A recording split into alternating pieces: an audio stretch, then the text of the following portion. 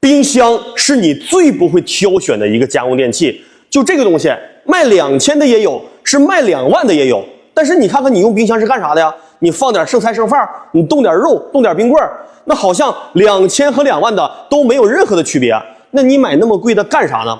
记住了啊，这里面猫腻太多了。你买冰箱的时候，首先得问问他，你这个冰箱压缩机能给我做到几年的质保啊？目前业内很多的压缩机就给你保1年、保3年，这个玩意儿特别容易坏。如果买到了那种什么电商货那种破的产品，那么没使2天半坏了，结果你说那我维修一下子吧，一发现维修都不如买个新机器合适了。一定要记住了，买冰箱的压缩机一定要问他是否是10年质保的，一般10年质保的都会贴到冰箱门子上，这个你是不用担心的。10年之内如果坏了，厂家都是免费给你进行维修或者更换的。好，那你还得知道，你买冰箱它主要得能装东西啊。如果冰箱的升数少，你想放很多的食物是放不下的。这个东西是宁可大不要小。一般来说呢，家里面买个500升左右的冰箱，它的性能是最强悍的，而且呢装的也是比较多的，基本上就够用。那么你还要知道第3个知识点啊，就是你买的冰箱，你想想过去都是啥样的？过去这个冰箱门底下一打开就会结很多的冰，那么你还得去铲冰，就特别不方便了。现在的冰箱就选什么样的呢？看到没有？这个里边是有这个出风口的，它叫什么？它叫风冷冰箱。风冷的冰箱它不会结霜，效果呢就会更好。当然了，价格也会相对来说呢贵那么一丢丢。那 OK。然后你还得考虑啊，冰箱放在家里边它是比较占地方的，最好是能够选择一个零嵌冰箱。零嵌冰箱主要的优点就是什么呢？它可以贴着墙严丝合缝的摆放，普通冰箱是不行的，两边还得留个4、5公分的一个距离，这样的话呢，就很占空间了。那不如选一个零嵌的更加实用。未来冰箱的发展方向都是可以零嵌，也可以独立进行摆放的，这个它是比较不错的。那冰箱主要是制冷啊，对不对？你说它贵与贱主要区别在哪儿？就是你制冷好不好使呗。制冷好不好看什么？这个有标准呢。打开冰箱门，你就看这个地方，如果这地方有4颗雪花，1、2、3、4，一个大的3个小的，这个叫什么呢？这个就叫做4星级的冰箱。那么这种冰箱它的制冷就达到了一个最高标准。如果你的冰箱没有这个标准，那就千万的不要去买，千万要记住了啊。还有你必须得明白，很多冰箱都打着什么超长保鲜、保鲜1个礼拜、保鲜1个月啊这种概念去营销。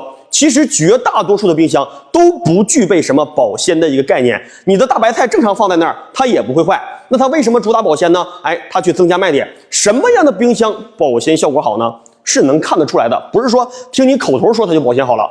比方说你打开一台冰箱，你看它的里边，这个冰箱的里边这个板是塑料的。那么塑料的往往保鲜呢就不好，为啥呢？因为你的食物放在这儿，玻璃板是凉的，上面也是凉的，但周边是塑料的，这个温度有可能就会差到5度左右，所以它就不均衡不统一。而一台好的冰箱，那么它的背板是金属的，那么它的保鲜一定是达到了一个超长保鲜的效果，这样你的食物放在里边，底下凉，上面凉，后边它也凉，这样它在同样一个温区里边，它的食物保鲜性能就是最长的。要不然的话，那你说冷藏我是调到2度啊，还是调到8度啊？跟温度没有什么太大的关系，重要的是要均衡、均匀制冷。那么金属背板它的优点就是上面凉了，底下也会凉，底下凉了，上面也会凉。所以呢，它制冷更加的均匀，保鲜性能才是最强的。不用听导购说我这有什么超长保鲜，一看有金属背板，它就是超长保鲜。而至于有很多导购跟你说什么啊，厂家宣传的说我们的冰箱啊能够除菌净味儿，你就记住了，谁敢跟你这么说，上去给他2个大嘴巴子，全是忽悠人的。你说你能除菌，来，你把你能除的细菌种类名称，敢不敢给我列个清单？你能除一个细菌，你就叫除菌率99%了，那不扯淡的吗？你能净味儿，某些味道能净，你就叫净味儿了。臭味能不能净？不能啊。霉菌能不能？不能，啥你也整不了。所以这个呢都是比较忽悠人的。然后呢，网上也有很多水军去洗一些型号。我举个例子啊，这是一瓶臭豆腐，打开盖了。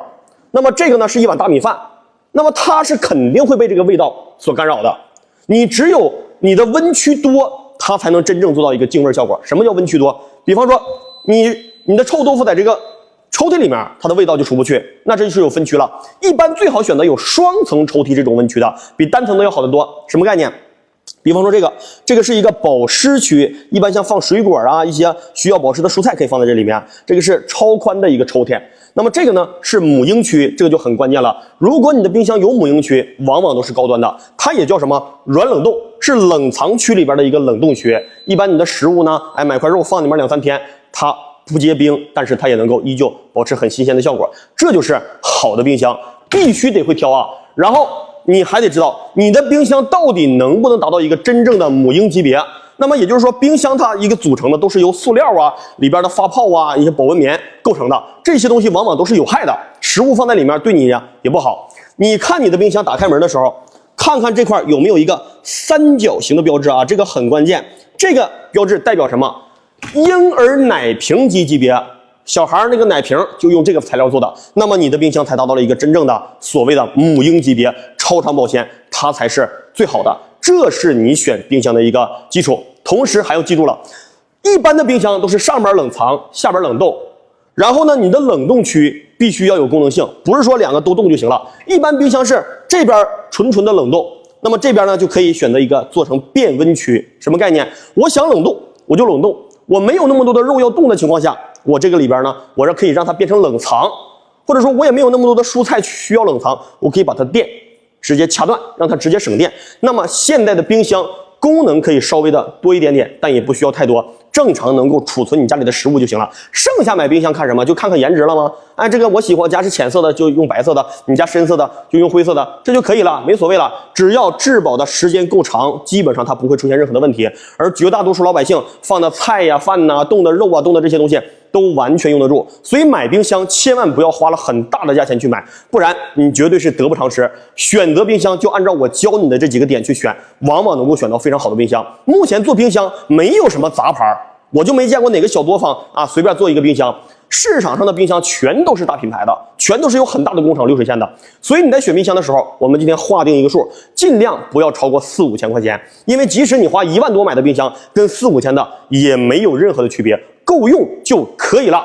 不懂家电知识的，你多看看我的视频，每天教你分享有用的家电经验。